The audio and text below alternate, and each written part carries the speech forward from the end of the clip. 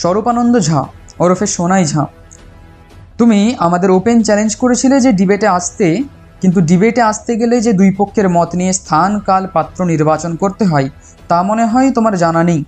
তাই অর্বাচীনের মতো ভিতুর মতো নিজে 9:30-এ নিজের ফেসবুকে লাইভে এলে।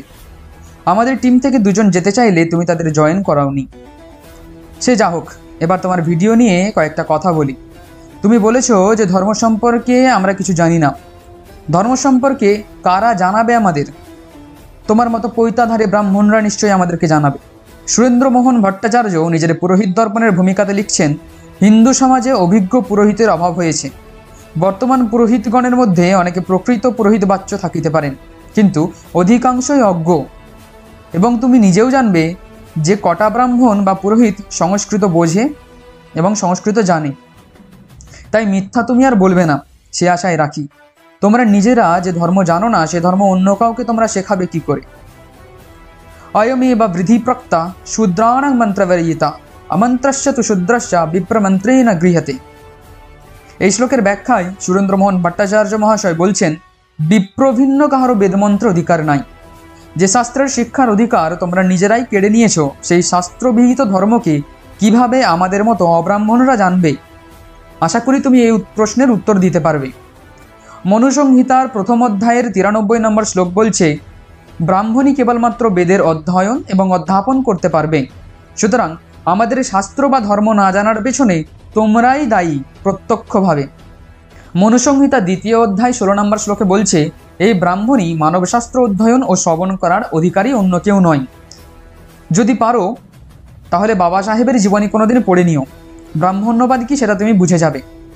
যা পড়ার অধিকার তোমরা কেড়ে নিচ্ছ, যে সংস্কৃত পড়ার অধিকার তোমরা কেড়ে নিয়েছো, সেই সংস্কৃত পড়া নিয়ে তুমি আজ গর্ববোধ করছো আর অন্যকে অশিক্ষিত বলে গালিগালাজ করছো।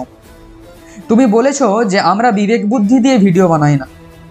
তোমার বিবেক বুদ্ধি কোথায় থাকে যখন একজন কীর্তনিয়া বলেন ছাগলের মাংস খেলে নাকি সন্তান ছাগলের মতো হবে? কোথায় তোমার মনুষ্যত্ব থাকে যখন একজন বলে তুলসীমালা পড়লে নাকি মাথায় বাজ পড়ে না, তাও আবার বিজ্ঞানের দোহাই দিয়ে? তোমার এই ঠুনকো বিবেক বুদ্ধি নিয়ে অন্যকে যাচাই করতে এসো না ভাই। তুমি বলেছ ঠাকুরের কীর্তন লোকে শোনে হরিনাম শোনার জন্য। পারলে কোনোদিন আসরে গিয়ে দেখো, তারা হরিনাম শোনার সাথে সাথে সত্য জানার আগ্রহী বেশি। তুমি আরও বলেছ যে কৃষ্ণের খারাপ দিকগুলো তুলে ধরছে দীনকৃষ্ণ ঠাকুর।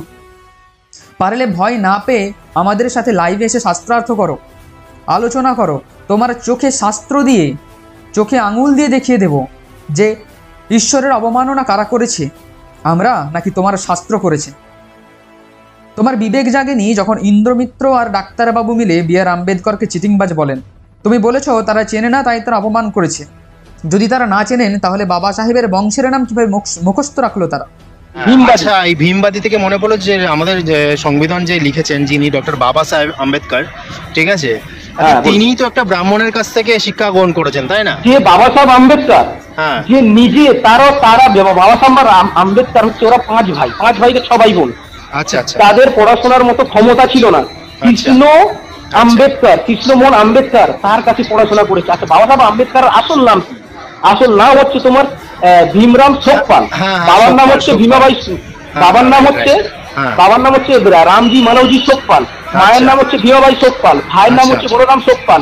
আচ্ছা, ওর দাদার নাম হচ্ছে লক্ষ্মেন্দ্র সোকপাল, বোনের নাম হচ্ছে গাঙ্গুবাই সোকপাল, আর তার একটা বোনের নাম হচ্ছে রামাবাই সোকপাল, একটা ভাইয়ের নাম হচ্ছে ইন্দম সোকপাল। তাহলে সোকপাল থেকে কি করে আম্বেদকর হয়ে যায় ওরা? সেটাই তো। যেমন চুয়ে চিটিংবাজ তেমন আম্বেদকরও চিটিংবাজ। সংবিধান লিখেছে ঠিকই। তাই এমন মিথ্যা তুমি আর বলো না। এমনকি তারা তাদের এই খারাপ কথার জন্য তারা লাইভে এসে আমাদের কাছে ক্ষমা চেয়েছে, এবং সেই ভিডিও তুমি ফেসবুকে পেয়ে যাবে। তুমি নিজে বিজ্ঞান ব্যবহার করে ইন্টারনেটকে কাজে লাগিয়ে লাইভ আসছো, জ্ঞান দিচ্ছ, মাইক্রোফোন ব্যবহার করে মন্ত্র পাঠ করছো, তবু তুমি পিডিএফ দেখে পড়ার বিরোধী। তোমার জানা উচিত টেকনোলজি তোমার একার না, তাই পারলে যুক্তি দিয়ে খণ্ডন করো। এবার আসি তোমার ডিবেটের প্রসঙ্গ নিয়ে। যদি তোমার ক্ষমতা থাকে, ডিবেট করার সৎ সাহস থাকে, তবে তুমি আমাদের মেল করে দিনক্ষণ ঠিক করো। 1-to-1 ডিবেটে এসো প্রমাণ নিয়ে। ফেসবুক লাইভে এসে প্রমাণহীন বক্তব্য তুমি রেখো না। যেখানে স্ক্রিন শেয়ারের অপশন নেই, প্রমাণ পেশ করা যায় না, তেমন জায়গা তুমি কোন ভয়ে বেছে নিয়েছো? তুমি বলেছো যে ব্রাহ্মণ ঘরে জন্মালে ব্রাহ্মণ হচ্ছে না, তাকে জ্ঞান অর্জন করতে হবে। জন্মনা ব্রাহ্মণজ্ঞেয়, অর্থাৎ ব্রাহ্মণ বংশে জন্ম হলেই ব্রাহ্মণ হয়। এটি অত্রি সংহিতার 140 নম্বর শ্লোক, হয়তো তোমার অজানা নয়। তুমি বলেছো সংস্কৃত শিক্ষাগত যোগ্যতা থাকতে হবে। আগেই আমি দেখিয়েছি যে তোমার এই অধিকার তোমরাই কেড়ে নিয়েছো, আজ আবার তাই সেই নিয়ে হাহুতাশ করছো। যদি তাই হয় তাহলে বেদ, উপনিষদ ইত্যাদি গ্রন্থকে বাংলা, হিন্দি ইত্যাদি ভাষায় রূপান্তরিত করেছো কেন? তোমাদের মতো ব্রাহ্মণ পণ্ডিতরা এইসব ভাষান্তর করেছেন, তা তোমার অজানা নয়। তবে কোন সাহসে তুমি আমাদের দোষী ও অশিক্ষিত বলে সাব্যস্ত করো? তুমি বলেছো দীনকৃষ্ণ ঠাকুর নাকি লড়তে আসবে না, দীনকৃষ্ণ ঠাকুর নাকি শাস্ত্রার্থ করবে না। তিনি ইউটিউবে সকলকে বলেছিলেন সামনে এসে ডিবেট করার জন্য। শ্রাবণ মাসের প্রত্যেকটি রবিবার তিনি ইউটিউবে লাইভ ছিলেন 2 ঘন্টার জন্য। তোমাদের কারোর সাহস হয়নি তার সামনে গিয়ে দাঁড়ানোর। আমরা নিজেরা ফোন করে বিভিন্ন কীর্তনিয়াকে অ্যাপ্রোচ করেছিলাম, তাদের কারোর সাহস হয়নি সামনে গিয়ে দাঁড়িয়ে দুটো কথা বলার, যেমন আজ তোমার হচ্ছে না। দীনকৃষ্ণের দালাল বলে তুমি অভিহিত করেছো আমাদেরকে।